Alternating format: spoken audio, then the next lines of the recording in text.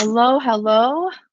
So the first thing I'm gonna do though is show my T, and it's backwards, I know, on the screen, but it says naughty, and the other side says nice, right? And yours says utterly ridiculous. Um, but I did a post on LinkedIn this week about how we have a choice every day to be naughty or nice or good, bad, affirmative, you know, like you have a choice for doing these things. And I just wanted to start with that, even though that wasn't what we discussed. And my voice is still a little bit wonky from being sick, so I apologize. I've had a week of trolling, so Trolling. like on the internets, Yes, when you or the just visit interwebs. the interwebs, the netties, the people Sure. saying things. So it's been kind of interesting. So when you started with I made a post, I figured you were going to come back with some story of trolling. No, no, no, no. But but I know we talked about a interesting post that you saw today, and we don't have to get into what that post was. But I think your advice on that kind of leads into what I want to talk about today. Your advice was sometimes uh, things aren't meant for you and you don't have to respond to it. And sometimes it's okay to just follow, you know, Hamilton and just talk less and smile more. The world would be a better place, right? But this leads to the concept in my head of problem solving. Everyone has problems in their life, right? Could you list a few that you have right now? Not, I mean, in your head, you don't have to list them out loud, but everybody does, right? I got them. Yeah. Yes. Um, but what a lot of people don't realize, and it's something I've come to encounter this week a lot, is that problems don't necessarily have to have a solution. Not every problem is going to be solved today or be solved at all. Sometimes we just got to let it happen and walk through it and come out better on the other side and be like, huh, well, I won't go there again, or whatever the case is, right? Um, and and I feel that's kind of some of the things I've dealt with this week is too many turns of trying to solve something that doesn't need to be solved. Um, and while I don't want to go into it because it would embarrass the 15-year-old, a lot of it is around the 15-year-old in my life at the moment, where it's like, do I have to solve all the issues or will some of these things rectify themselves as he grows older? Right? What's your thought on that initially? Um, I I like how all of our lives, nobody watches each other's lives, but they all stack. Yes. So many stackings. Um, and with the 15-year-old and with the, like these are your decisions and this is I have that same thing. I have a 17-year-old and I'm like, you're an adult. You do live under my roof. However, you have to make adult decisions. And At I least every can't, once in a while. Like, help me out here. Right. yeah, I can't do that for you. But that comes into what we had talked about earlier with Davika of what is so. So, what is so? This is what had happened. Hmm. This, and this. Now, when you put emotion into that, or you put a teenager's, I'm going to cover it up with a million things because they're afraid of the truth, right? Or they're afraid of whatever the consequences of what is so, then you can't really talk about what is happening. Right. And so you end up, like you were saying, you end up in those different realms and the different choices. Whereas Well, if you and just it came ends up, back, yeah, it ends up in a circle of nothing's going to get solved right now. We could talk about this for the next 3 days straight, and it's still not going to be solved because no one's in the right mindset to solve it right then. And then also, does it need to be solved? Is this just something that you learn and live with and move through? Um, hello, hello, Jeanette. Yeah, and that kind of, comes into adulthood. It kind of comes into everything that we're doing.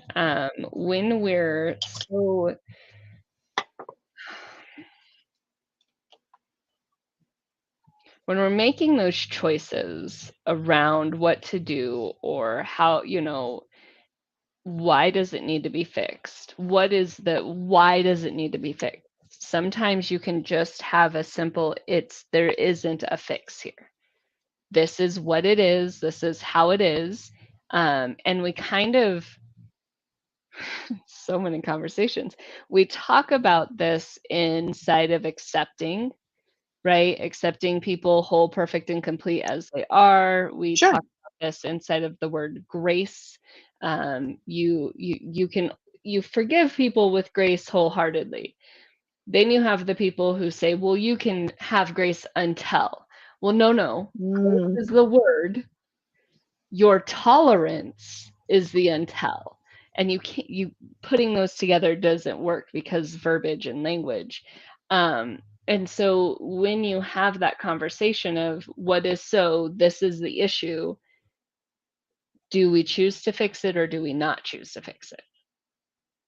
Is it really an issue or is it not an issue?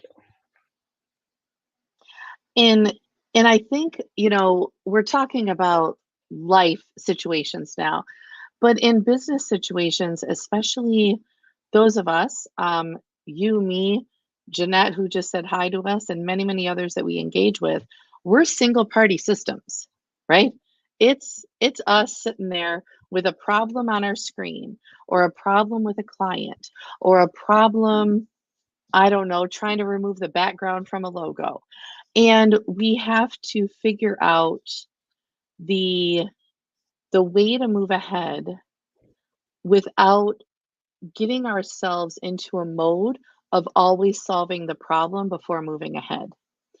I didn't see what Jeanette just said. What did she say? I use the phrase mountain or molehill. Molehill is what I think I'm she meant. guessing it was supposed to be molehill. Right. Exactly. If it's just a molehill, we don't care, right? Like we can move on, we can walk right over it, right? But if it's a mountain, sure, that takes a little bit more time to climb and get over it. But I I think it's harder for individuals to come up with those solutions or determine that it's a non-solution problem by themselves. And this brings us back to you with accountability and the groups that we've created and the platform that we're trying to build. It gives people a sounding board, a way to say, hey, I encountered this. Is this a big deal or does it just seem like that to me today? Right? Um, So anyways, I wanted to mention that because you always want to plug the platform, right? Right? The wrap up of the week. So Um, but I think that is where we're looking, and I'm so sorry. I was trying to remove the child from the room and it didn't work. And so I need you to repeat at least something for me to comment on. oh my God, you are so funny. No, I said what as we're individuals, like single people running their company, it's hard to determine sometimes if a problem is a mountain or a molehill, right? There we Is go. it something we can walk over or do we have to climb it?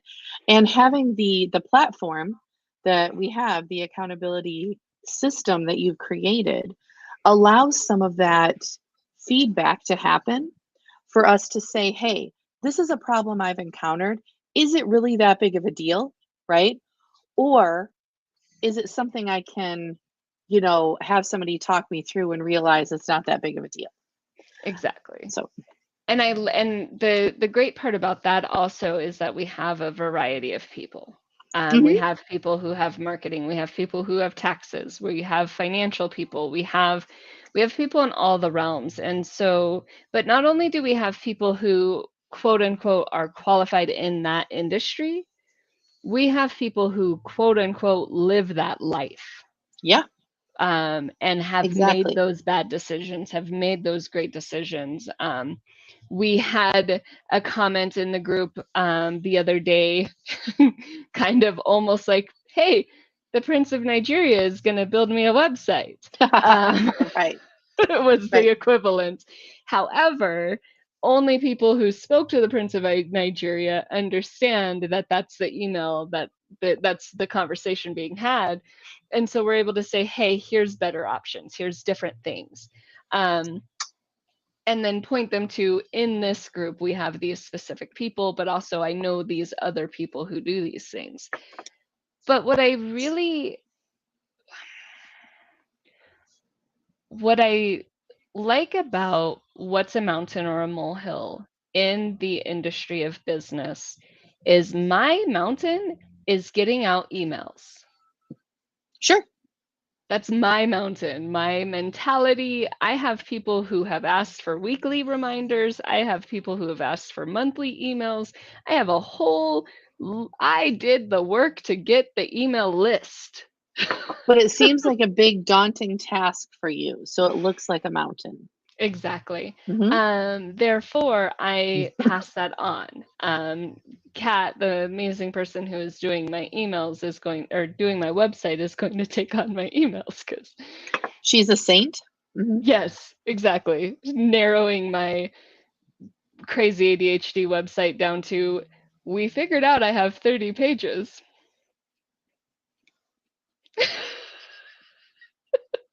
in her 30 pages of compress. what? I don't know, but our website has 30 pages, and it looks like it doesn't. Kat did amazing. You Because gotta she's a saint. exactly. She should add So, that to like her tagline. right? Sainthood pending.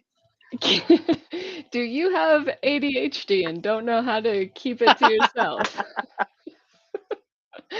But with that being said, like I use her for my website. And so I have a client who I really want to help.